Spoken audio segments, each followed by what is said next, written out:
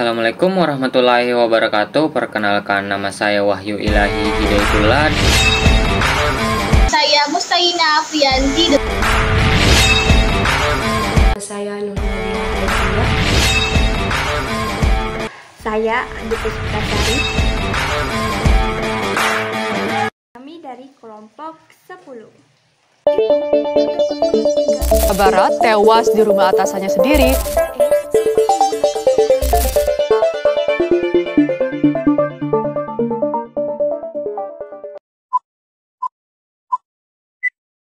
Baiklah, saya akan menjelaskan tentang fakta kasus.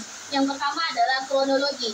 Brigadir Joshua disebutkan tewas dalam insiden saling tembak dengan Baradae di rumah dinas Sambo pada tanggal 8 Juli 2022 pukul 17.00. Namun, kasus penembakan itu baru diungkap ke publik pada 11 Juli 2022 atau 3 hari setelah kejadian. Pada Senin 11 Juli 2022, Kepala Biro Penerangan Masyarakat Divisi Humas Polri Brigjen Ahmad Ramadan mengatakan Brigadir Joshua masuk ke kamar istri Sambo dan diduga melakukan pelecehan. Menurut Ramadan, istri Verdi sempat berteriak sehingga Baradae yang berada di lantai 2 pun mendengarnya. Lantas Baradae berjalan menuju kamar, tetapi Brigadir J keluar terlebih dahulu. Brigadir J disebut mengeluarkan tembakan sebanyak 7 kali dan dibalas oleh Baradae sebanyak 5 kali. Tidak ada tembakan Brigadir J yang mengenai Baradae, tetapi tembakan Baradae menewaskan Brigadir J. Setelah kejadian itu, Putri menelpon Sambo yang disebutkan sedang melakukan tes PCR di luar rumah. Pada Selasa 12 Juli 2022, kematian Brigadir J dilaporkan sebagai dugaan pembunuhan berencana oleh keluarga ke Bareskrim Polri. Sementara itu, pengacara keluarga Sambo melaporkan Brigadir J atas dugaan pelecehan dan ancaman pembunuhan terhadap istri Sambo ke Polres Metro Jakarta Selatan. Pada 27 Juli, tim sus melakukan autopsi ulang jenazah Brigadir J sesuai dengan permintaan keluarga. Autopsi dilakukan di Rumah Sakit Umum Daerah Sungai Bahar, Jambi. Kemudian pada Rabu 3 Agustus, tim sus menetapkan Baradae tersangka kasus penembakan Brigadir J di rumah dinas Verdi Sambo. Polisi mengatakan tembakan Baradae bukan bentuk membelah diri. Baradae dijerat pasal 338 KUHP GO, pasal 55 dan pasal 56 KUHP. Sehari setelah menetapkan Baradae jadi tersangka, Polri memeriksa 25 personelnya yang terdiri dari 3 perwira tinggi bintang 1, 5 komisaris besar, 3 ajun komisaris besar, 2 komisaris, 7 perwira pertama, serta 5 bintara dan pertama. Mereka diduga menghalangi penyelidikan perkara penembakan Brigadir J. Kemudian pada 4 Agustus, Kapolri mencopot Verdi Sambo serta 14 perwira tinggi dan perwira menengah Polri lain. Verdi Sambo dimutasi menjadi Pati di Markas Pelayanan atau Yanma Polri. Selanjutnya, sejak Sabtu 6 Agustus, Sambo ditetapkan di Makobrimob Kepala 2 selama 30 hari. Ia diduga melanggar kode etik karena masalah ketidakprofesionalan dalam olah tempat kejadian perkara penembakan Brigadir Joshua. Sambo diduga mengambil rekorder kamera pemantau atau CCTV yang ada di sekitar rumah dinasnya, tempat Joshua tewas ditembak. Pada Minggu 7 Agustus, istri Sambo, Putri Chandrawati, untuk pertama kalinya hadir di hadapan publik saat akan menjenguk suaminya di Makobrimob. Ia hadir bersama kuasa hukumnya, Arman Hanis. Namun, keinginan Putri belum dapat dipenuhi oleh pihak Makobrimob. Putri menangis usai mendatangi Makobrimob untuk menjenguk Sambo yang di tengah ditetapkan di sana selama 30 hari ke depan. Putri datang bersama anak dan kuasa hukumnya, Arman Hanis. Sambil menangis, Putri mengatakan ia mempercayai dan tulus mencintai sang suami. Baradae disebutkan telah mengungkap sejumlah sosok yang terlibat dalam pembunuhan Brigadir Joshua. Kuasa hukum Baradae, Muhammad Koharudin, mengatakan hal tersebut disampaikan kliennya dalam berita acara pemeriksaan atau BAP kepada penyidik pada Sabtu 6 Agustus. Selain itu, anggota kuasa hukum Baradae, Doli Bayumara, menyebutkan ada perintah pembunuhan Brigadir Joshua di rumah dinas Verdi Sambo. Baradae pun mengajukan diri sebagai justice kolaborator atau JC atau bekerja sama dengan penegak hukum dalam rangka meminta perlindungan kepada Lembaga Perlindungan Saksi dan Korban atau LPSK. Polri menetapkan Brigadir Riki Rizal sebagai tersangka dalam kasus kematian Brigadir Joshua pada Minggu 7 Agustus. Ia langsung ditahan di rutan Bareskrim Polri. Brigadir Riki yang merupakan ajudan istri Sambo dijerat pasal 340 subtrigger, pasal 338 dan pasal 55 dan pasal 56 KUHP. Lewat pengenalan pasal tersebut, Densus menemukan indikasi adanya tindakan berencana pembunuhan yang dilakukan Brigadir Riki terhadap Brigadir J. Hal itu sesuai dengan laporan pihak keluarga Bareskrim yang merasa curiga Brigadir J dibunuh secara berencana oleh pihak-pihak tertentu. Kuasa hukum Rahada E. Muhammad Burhanuddin mengungkapkan sejumlah pernyataan penting kliennya. Selain itu, pernyataan Rahada E. ini berada dengan narasi awal seputar penembakan atau kematian Brigadir Joshua.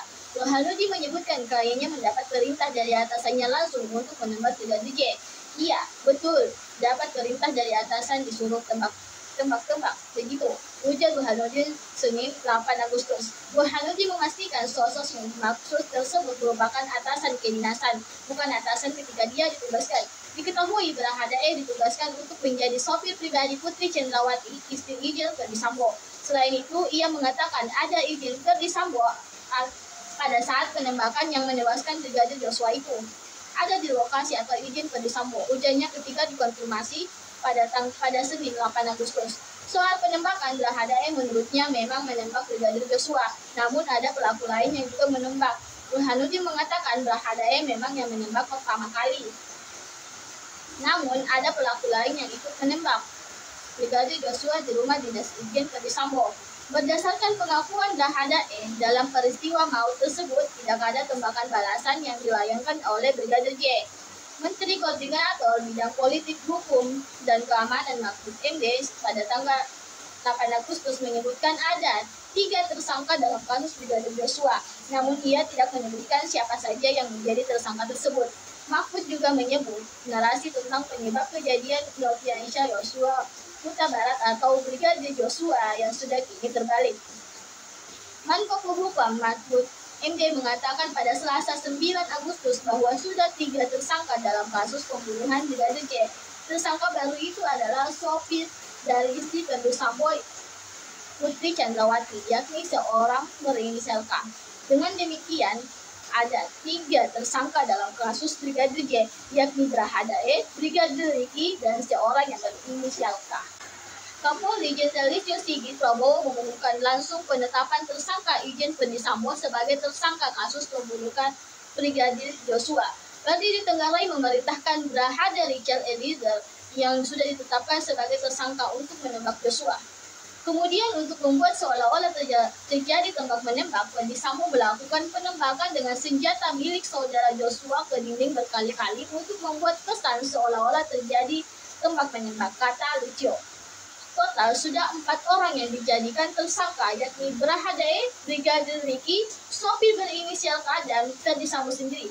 Mereka dijerat dengan pasal 340 sub 338 Jo, pasal 55 dan 56 KUHP dengan ancaman hukuman maksimal adalah hukuman mati. Kepala Badan Reserse Kriminal atau Kabareskrim Polri, Komjen Agus Adrianto menyebutkan aksi dugaan pelecehan seksual yang dilakukan oleh Brigadir Joshua terhadap Putri Cendrawati besar kemungkinan tidak terjadi. Hal ini dikarenakan ada pengenaan pasal 340 KUHP atau pembunuhan berencana pada kasus Sambo. Kalau pasal 340 diterapkan, kecilnya kemungkinan itu pelecehan Brigadir Joshua, ujar Agus.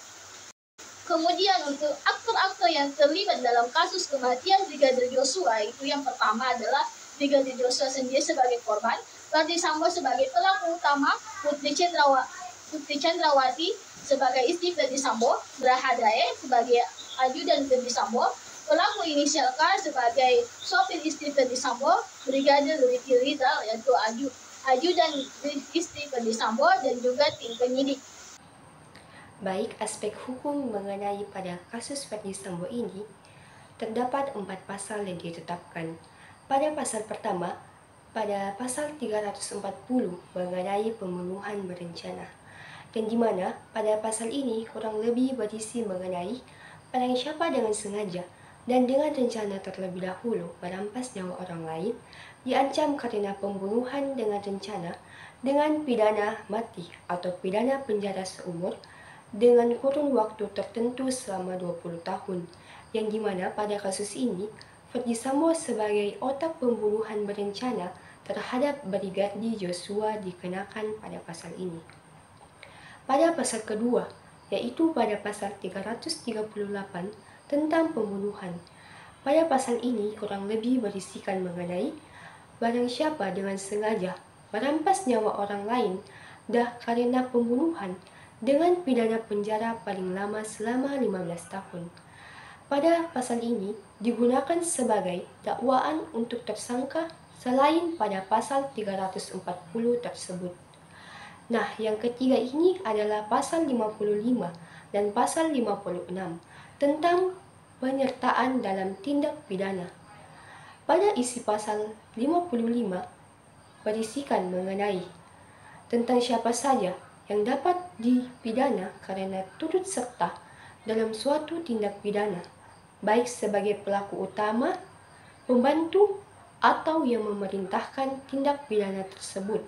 Sedangkan pada pasal 56 mengenai orang yang membantu melakukan tindak pidana, penerapan pada pasal ini diberikan kepada tersangka lain seperti Putri Chandrawati, yaitu istri dari Ferdy Sambo. Kemudian ada Barada E, Reki Rizal, dan Kuat Ma'ruf.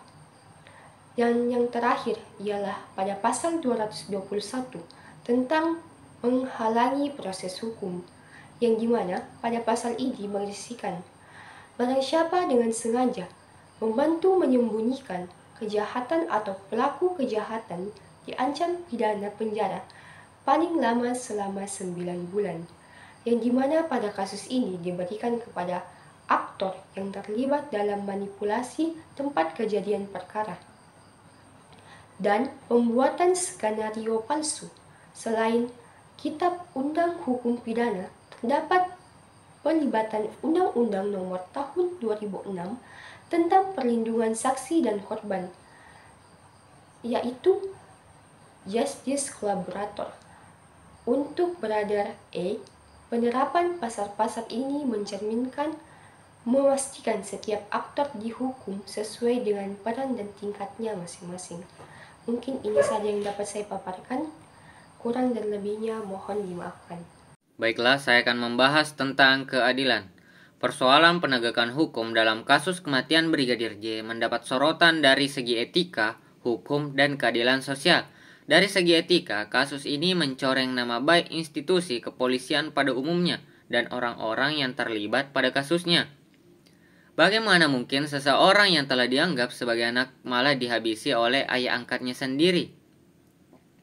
Entah apa motif yang melatar belakangi Ferdy Sambo sehingga mampu membuat skenario pembunuhan yang canggih. Sampai saat ini publik belum mengetahui secara pasti karena pemerintah menerangkan motif adalah konsumsi penyidik. Kita patut mengapresiasi keadilan sosial dalam penyelesaian kasus ini. Pastinya Brigadir J sebagai bawahan mendapat sistematika dan pemecahan kasus yang diwakili oleh keluarganya. Kita dapat melihat dalam narasi awal dikatakan bahwa Brigadir J adalah pelaku. Namun proses penyidikan sampai titik ini jika Brigadir J adalah korban dari pembunuhan berencana sesama rekan polisi. Bahkan kasus ini hampir diberhentikan karena upaya menghalang-halangi penegakan hukum oleh 43 aparat, terutama Ferdy Sambo. Ada semacam relasi kuasa yang bermain dalam kasus ini, di mana orang yang memiliki otoritas yang lebih tinggi mampu mempermainkan kasus. Beruntungnya dengan desakan dan tingginya tekanan publik untuk membuka kasus ini sehingga kita dapat merasakan kepuasan keadilan. Singkatnya seperti no viral no justice atau tidak viral tidak ada keadilan. Yang terakhir yaitu rekomendasi. Ada beberapa rekomendasi yang dapat menjadi perhatian penegak hukum di Indonesia setelah kematian Brigadir J. Yang pertama, penegak hukum mestinya menjadi lebih peka dalam kasus yang ditanganinya, karena beberapa kasus itu dapat menimbulkan isu publik dan menimbulkan kecemasan jika kasus itu dirasa dalam publik itu tidak terang benderang. Yang kedua, penegak hukum mestinya mendapatkan pengawasan dan perhatian khusus sehingga ditemukan fakta-fakta yang real dan objektif. Karena terkadang jika kasus itu tidak mendapatkan pengawasan, biasanya berhenti di tengah-tengah jalan. Dan rekomendasi yang ketiga atau yang terakhir yaitu Presiden dan Menteri Hukum perlu membuat yayasan pencari fakta yang berdasarkan dari berbagai elemen sehingga menciptakan keadilan yang partisipatif.